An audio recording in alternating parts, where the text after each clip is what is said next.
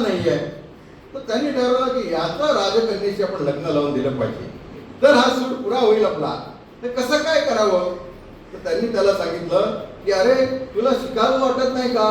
पुढे मला खूप वाटतं की मी शिकलो पाहिजे, पण म्हणे मला कोणी शिकवतच नाही. अरे या देशाची राजकन्या आहे ना ती खूप विद्वान आहे, तर तू तिच्याशी लग्न केलंस ना तर ती तुला शिकवेल. आपला पती अनपढ राहिलेला कोणाला आवडेल का? अज्ञानी राहिलेला कोणाला आवडेल का? तर ती तुला शिकवेल. तर तू तिच्याशी लग्न करशील का? तू तर खूप देखणा आहेस की तुला ती नक्की नक्की तुला ती वरेल. आम्ही सांगतो की आम्ही तुझं तिच्याशी लग्न लावून देऊ. हा म्हणाला ठीक आहे, मला मला चालेल, मला शिकायला मिळेल तिच्याकडून. आणि म्हणून तो लग्नाला तयार झाला.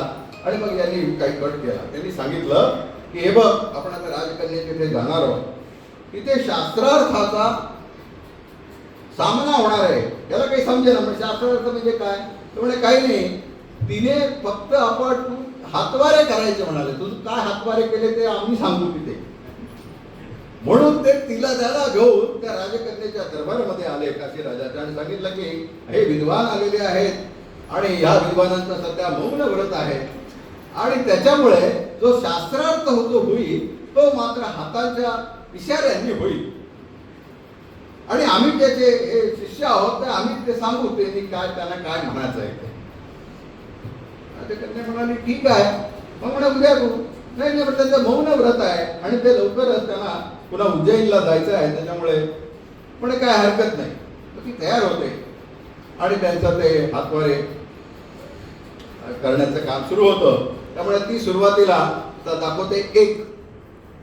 तिने एक दाखवल्याबरोबर हा जो आमचा काली असतो तो दोन दाखवतो. त्याला असं वाटतं की ही म्हणते की मी तुझा एक डोळा फोडीन, हा म्हणतो मी तुझे दोन्ही डोळे फोडीन.